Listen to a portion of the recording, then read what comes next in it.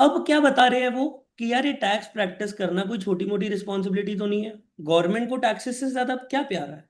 अपनी प्रजा, obviously the public, but taxes is the main main source of income for the government always, right? Main source of income. तो taxes से related matter तो government के लिए बहुत important होते ही हैं। तो वो किसी एड़े गेड़े आदमी को, किसी नॉर्मल बंदे को तो टैक्स प्रैक्टिस करने नहीं देंगे।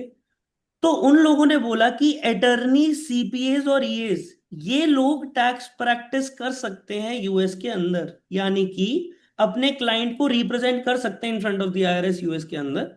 एंड इन तीनों के पास होती है अल्टीमेट अथॉरिटी। Ultimate authority. लेकिन एक और चीज बताऊं, IRS is the one that provides license to enrolled agents, but CPS को लाइसेंस कौन देता है? State board of accounting. State board of accounting, जो भी, जिस भी बोर्ड से पास होता है सीपीए एग्जामिनेशन में, वो बोर्ड उनको लाइसेंस देती है। बाद में वो कन्वर्ट करवा सकते हैं दूसरे स्टेट्स में भी, बट वो उन्हीं स्टेट्स में प्रैक्टिस कर सकते हैं जनरली। अटर्नीज। आप क्या कर रहे थे, कौन सा स्टेट अटर्नीज, का है? थोड़ा सा बैकग्राउंड नॉइसेस कहीं से आई थी, ध्यान रख लो यार। Attorneys basically, attorneys are related with their bar council. State attorneys होते हैं जनरली, और इन लोगों को भी अथॉरिटी है टैक्स प्रैक्टिस करने की अपनी स्टेट के अंदर, या जिस बार काउंसिल को वो रिप्रेजेंट कर रहे हैं, इन शॉर्ट। अब एज यू कैन सी कि these two can have, does have the ultimate authority, ultimate authority to practise tax. इन तीनों के पास अल्टीमेट अथॉरिटी है टू प्रैक्टिस टैक्स। लेकिन इनमें से अटर्नीज और सर्टिफाइड पब्लिक अकाउंटेंट, सीपीएस, ये लोग ये लोग क्या आईआरएस के लाइसेंस का यूज कर रहे हैं? नहीं ना। तो आईआरएस ये तो बार बार चेक नहीं करेगी ना। क्योंकि देखो, अगर कोई एनरोल्ड एजेंट का लाइसेंस सस्पेंड करेगा तो कौन करेगा? आईआरएस ही करेगा, है ना? लेकिन अगर, क्या आईआरएस एक सीपीए का लाइसेंस सस्पेंड कर सकता है या किसी अटर्नी का? नहीं। क्योंकि आईआरएस ने, यार, जिस बॉडी ने लाइसेंस दिया नहीं उनको, वो बॉडी इनके लाइसेंसेस को कैसे रिवोक या सस्पेंड या इन लोगों को डिसबार कैसे कर सकती है ना? तो इनके लाइसेंसेस एक्टिव है, ये लोग डिसबार्ड नहीं है टैक्स प्रैक्टिस करने के लिए। इन लोगों के पास अथॉरिटी है, ये लोग क्वालिफाइड हैं। मतलब ये लोग खुद एक क्या देते हैं? डेक्लेरेशन देते हैं। डेक्लेरेशन देते हैं आईआरएस को। ठीक है? क्या देते हैं? आईआरएस को एक डेक्लेरेशन देते हैं। और डेक्लेरेशन किस शब्द से बना है? डिक्लेयर करना। तो आप अपने ही बारे में कुछ बता रहे हैं, ठीक है? आप अपने बारे में कोई इंफॉर्मेशन दे रहे हैं और आप बोल रहे हैं कि ये बात सही है, कल को सही नहीं निकली तो आप मेरी गर्दन पकड़ लेना directly. This is what a declaration is, है ना? समझ में आ रहा है सत्यजीत? है ना? फोन में ध्यान है क्या? क्लास में ध्यान रखो, ठीक है? कोई नहीं। अच्छा, you are writing notes. Very good. देखो, ये बात बहुत अच्छी है, क्योंकि आजकल बच्चे थोड़ा पढ़ाई चोर हो रहे हैं, इसलिए पहले मेरा शक इसी पे गया कि कहीं आप फोन चला रहे हो। बट अच्छी बात है, आप नोट्स लिख रहे हो, क्योंकि नोट्स लिखना है बहुत जरूरी। सब लिखना। देखो, किसी की आदत होती है लाइव क्लास के साथ लिखे, किसी की आदत होती है रिकॉर्डेड के साथ, रिकॉर्डेड रिवीजन लेक्चर जब आपके, आप वीडियो पोर्टल पे देखोगे एलएमएस पे, वहां से आप लोग नोट्स लिखते होगे। लेकिन नोट्स लिखना, बिकॉज देखिए कंटेंट काफी होता है, एग्जाम्स आपके प्रोफेशनल लेवल के हैं, you need to make great understanding of the concepts. वो कैसे आएगी? जब आप मसल मेमोरी को ट्रिगर करते हो, पढ़ के, देख के, सुन के, आप वैसे ही मेंटल मेमोरी को भी ट्रिगर करो लिख के। ठीक है ना? मसल मेमोरी और मेंटल मेमोरी जब दोनों साथ में चलती है तो रिटेंशन 3-4 गुना ज्यादा होती है। मेरा पर्सनल एक्सपीरियंस है, कोई साइंटिफिक स्टडी नहीं है। मेरे को इस फॉर्मूले ने पास कराया है, भले ही वो मेरे सीए इंटरमीडिएट्स के एग्जाम्स हो या फिर मेरे यूएस सीपीए के एग्जाम्स हो, मैंने हमेशा यही करा है। ठीक है। So basically we were over here कि ये डिक्लेरेशन देनी पड़ेगी आईआरएस को कि हम लोग क्वालिफाइड है, हम लोग डिसबार्ड नहीं है, हम प्रैक्टिस कर सकते हैं इन front of the IRS. Now थोड़े सा रीडअप भी ले लेते हैं। Attorneys,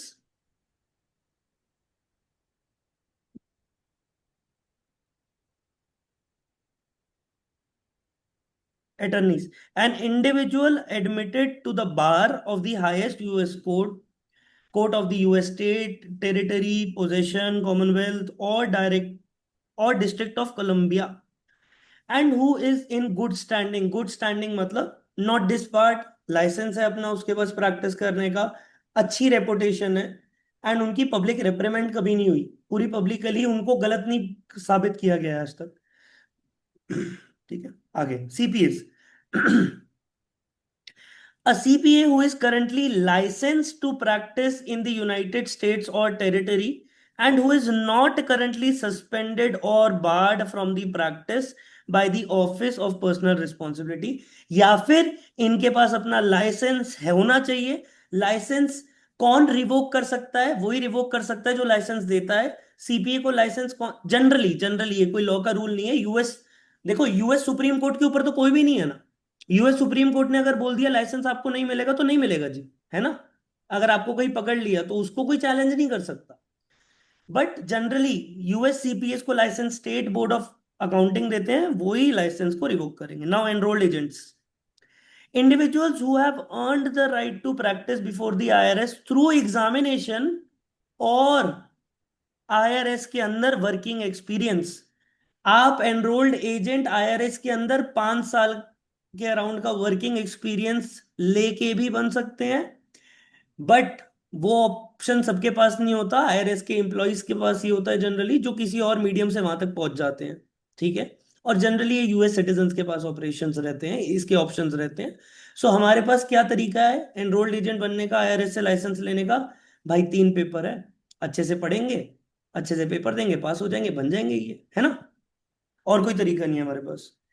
enrolled actuaries, enrolled retirement plan agents, actual filing season program participants, annual sorry and unenrolled individuals, ये लोग भी सर्टेन केसेस में प्रैक्टिस कर सकते हैं इन फ्रंट ऑफ द आईआरएस। कौन से केसेस में?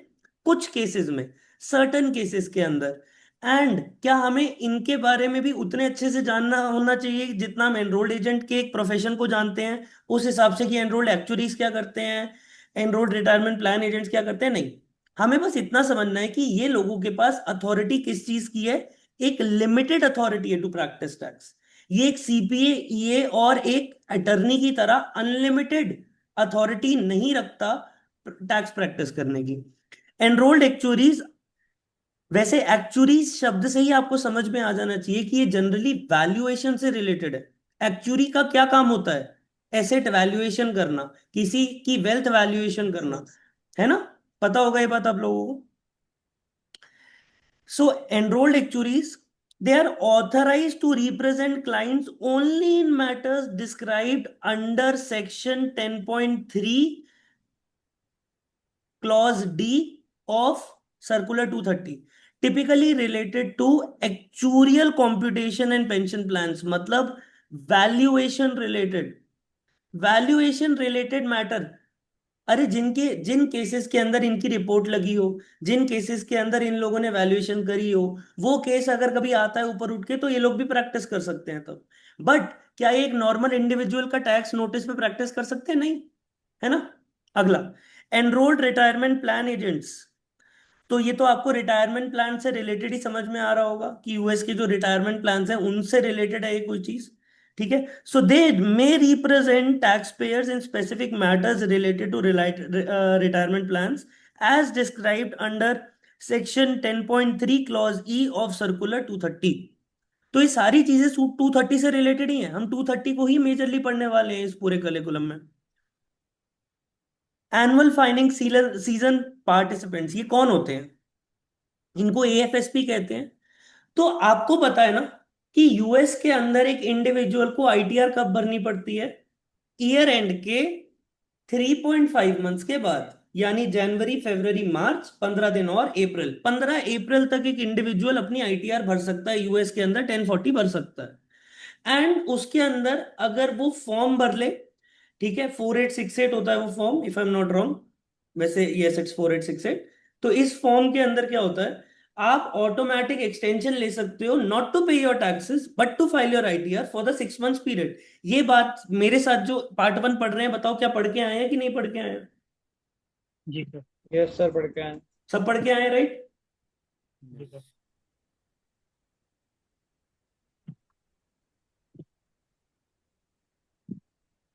तो आप मुझे एक बार एक बात बताइए, आईटीआर, बंदा ऐसे कंप्लायंस रिलेटेड काम हमेशा लास्ट के लिए ही रखता है? कोई अपनी प्रायोरिटी बेसिस पे तो ये काम नहीं करता जनरली, कि आज आज का पहला दिन मैं यही काम करूंगा। ये जनरल ह्यूमन बिहेवियर की बात कर रहा हूं मैं, प्रैक्टिकल ग्राउंड्स पे। कंप्लायंस रिलेटेड काम से वैल्यू एडिशन होती नहीं है। मतलब ऑब्वियसली बहुत इंपॉर्टेंट है गवर्नमेंट पर्सपेक्टिव से, कंट्री के पर्सपेक्टिव से, इकोनॉमी के पर्सपेक्टिव से, बट पर्सनल लेवल पे ये काम एक बोझ ही दिखता है, तो लास्ट तक टलता रहता है, ऐसा ही होता है ना जनरली।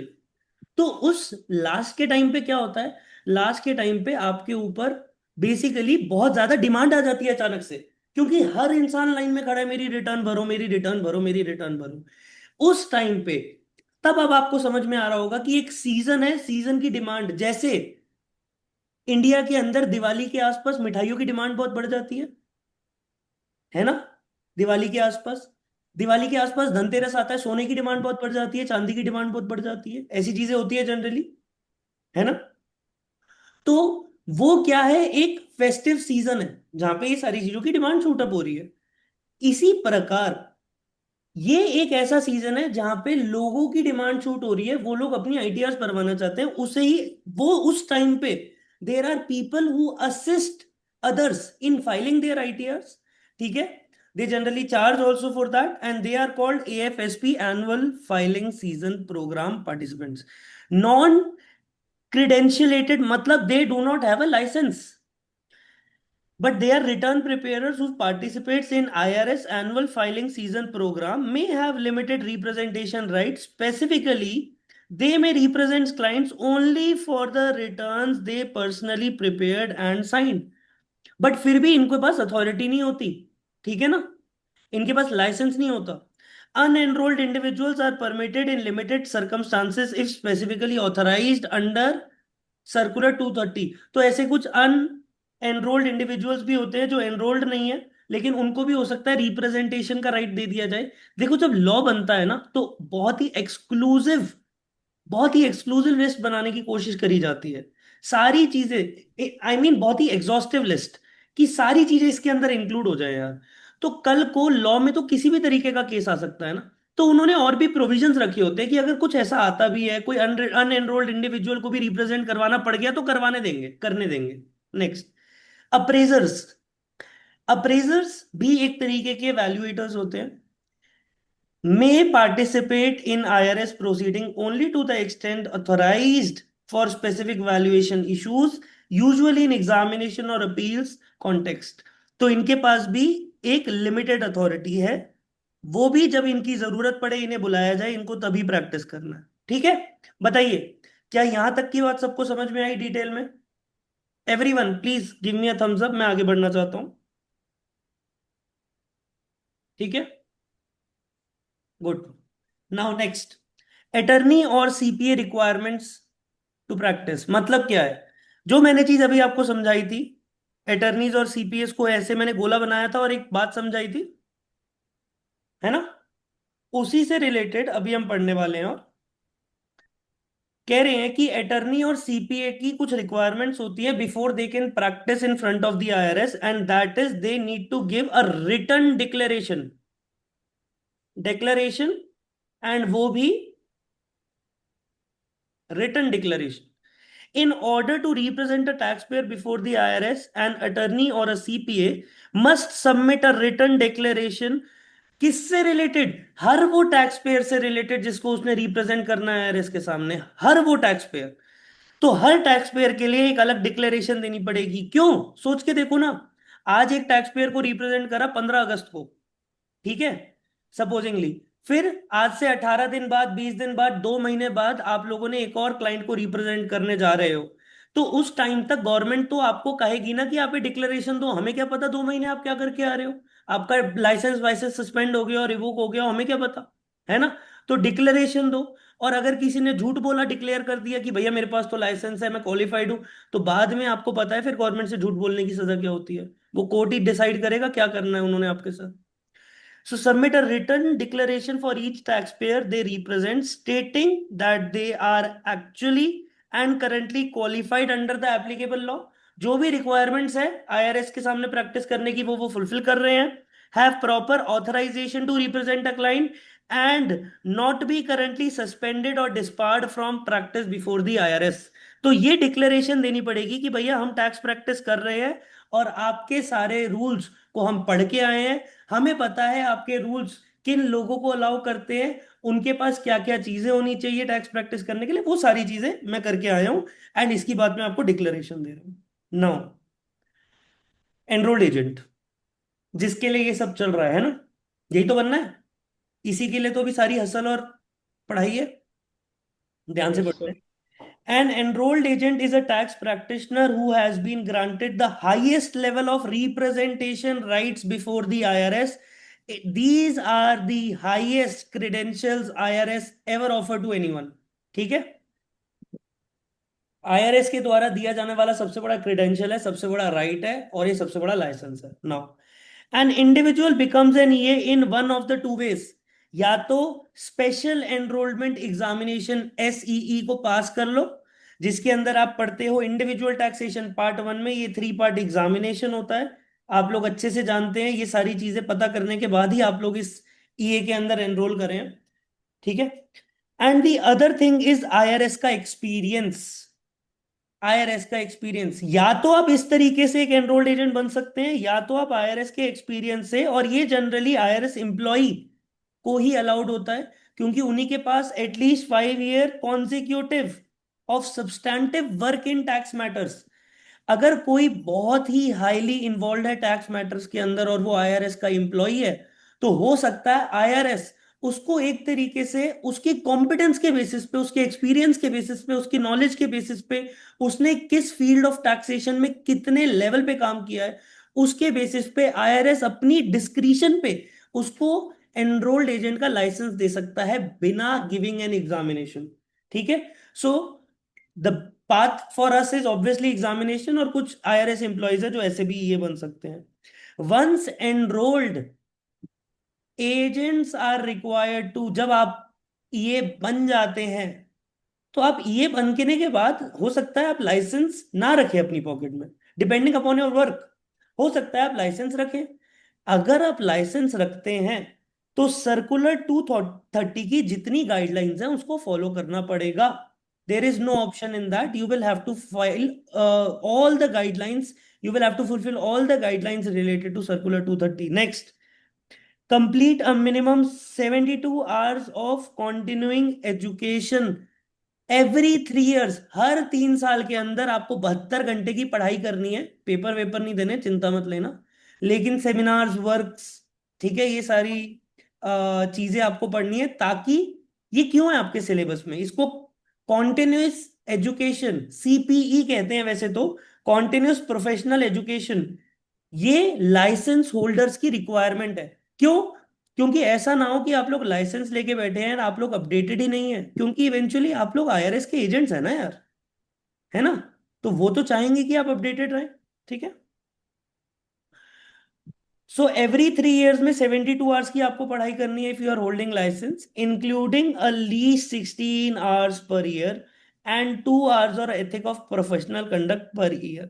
तो ये तो लाइसेंस की रिक्वायरमेंट्स होती है, और आगे जो लाइसेंस के साथ करना है कोई बड़ी बात नहीं है। ठीक है। Next, like attorneys and CPAs, enrolled agents have unlimited registration rights, यानी कि unlimited authority to practice in front of the IRS।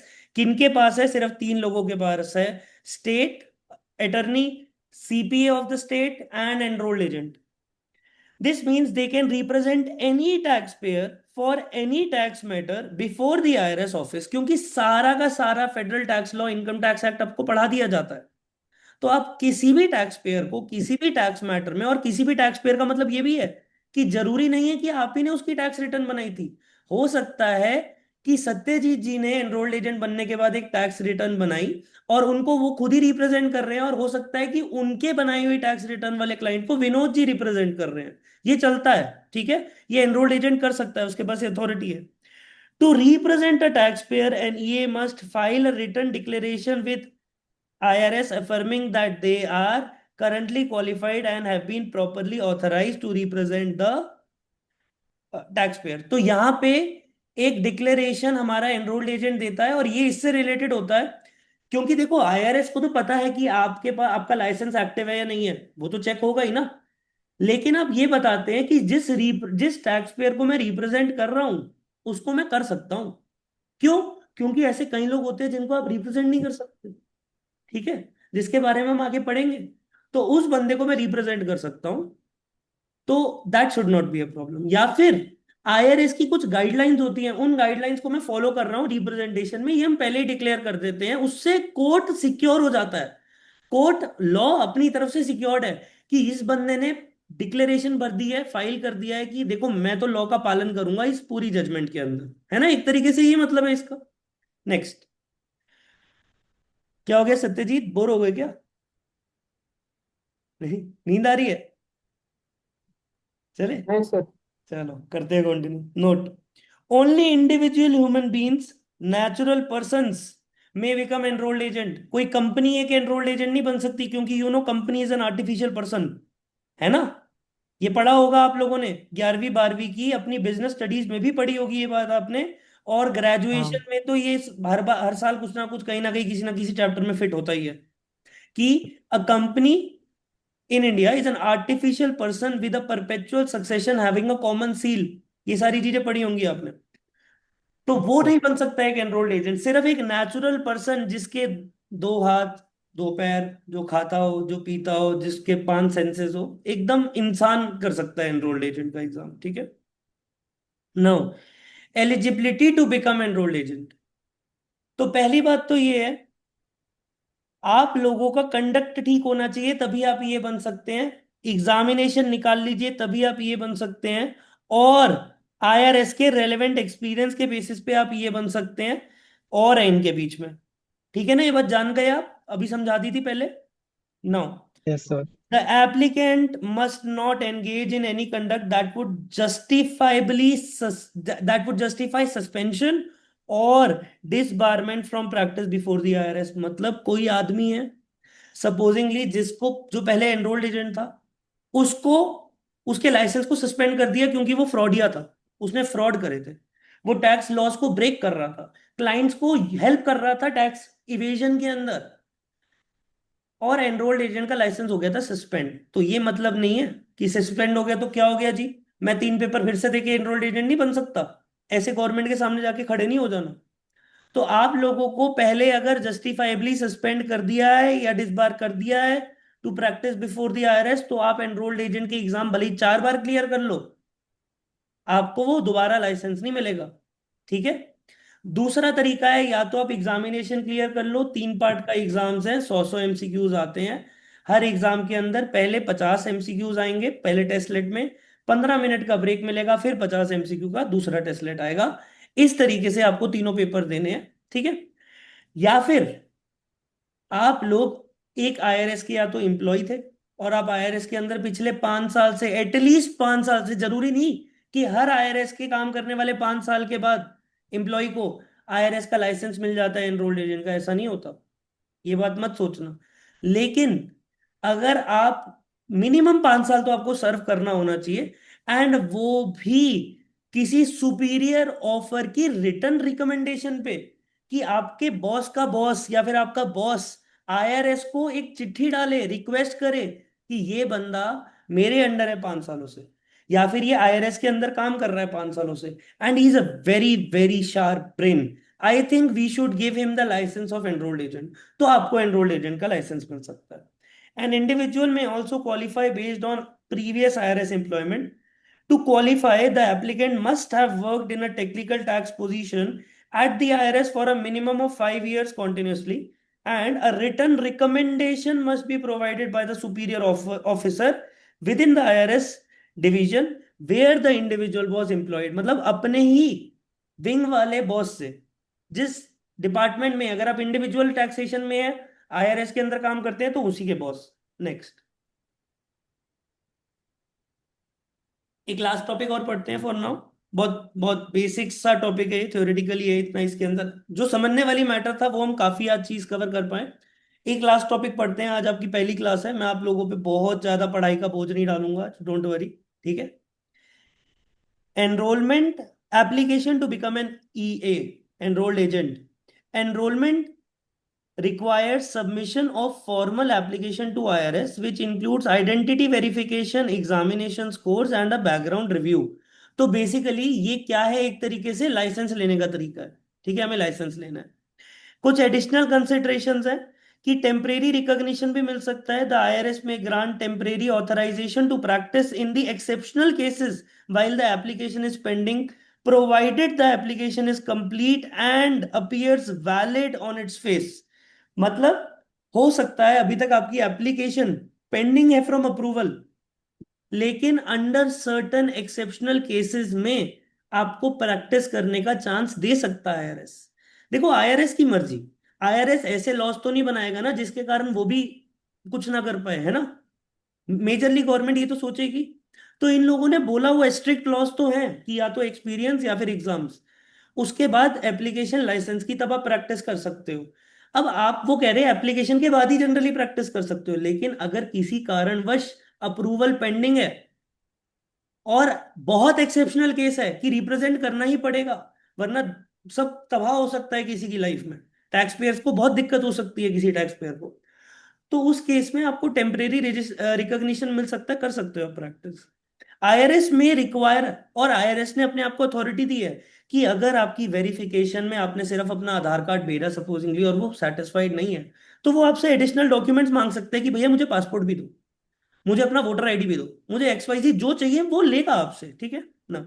Oral और written testimony under oath to confirm qualifications, oath भी लेगा वो, रिटन ओथ लेगा या oral oath लेगा, ठीक है, कि मैं ओथ ले रहा हूं, ये एग्जाम्स मैंने दिए हैं, मैं पास हुआ हूं, ठीक है, मेरा ये बैकग्राउंड है। तो आपको, क्योंकि because who you will be an agent of IRS, agent, और IRS US गवर्नमेंट का पार्ट है, तो उनके एजेंट बन रहे हो, तो वो आपसे ये ओथ वगैरह की सेरेमनी भी कराएंगे। If an application is denied the applicant may file a return appeal within 30 days, 30 दिन के अंदर वो एक रिटर्न अपील डाल सकता है, रिसीविंग द डिनायल नोटिस, ठीक है। अगर कोई किसी की डिनाई हो जाती है एप्लीकेशन, तो वो एप्लीकेशन डिनायल के 30 दिन के अंदर ये बोल सकता है कि भैया मेरे को बता दो मेरी एप्लीकेशन क्यों तोड़ी, क्यों नहीं दे रहे मेरे को मेरा लाइसेंस, या क्या सीन है। Enrolment card, successful application received an official enrolment card confirming their status. तो ये तो वही कार्ड है जिसको फ्रेम करवा के हम लोग अभी कुछ टाइम में 8 से 9 महीने में दीवार के पीछे लगाने वाले हैं, ठीक है। सॉरी, दीवार के पीछे क्यों लगाएंगे, दीवार के आगे लगाएंगे, है ना, दीवार के आगे लगाने वाले हैं, ठीक है। तो मुझे एक बारी, this is all for today, आज के लिए इतना ही। मुझे एक बारी बताइए, क्या आप सभी को ये सारी बातें समझ में आई हैं, everyone please. Yes sir. Session अच्छा लगा, सबको समझ में आया, यस सर। ठीक है। चलो, तो जो टाइम टेबल आप लोगों को मिला हुआ है, will be following that timetable only for this class. We are going to meet day after tomorrow, right. Bye bye everyone, thank yes you so much, bye bye, take care, bye.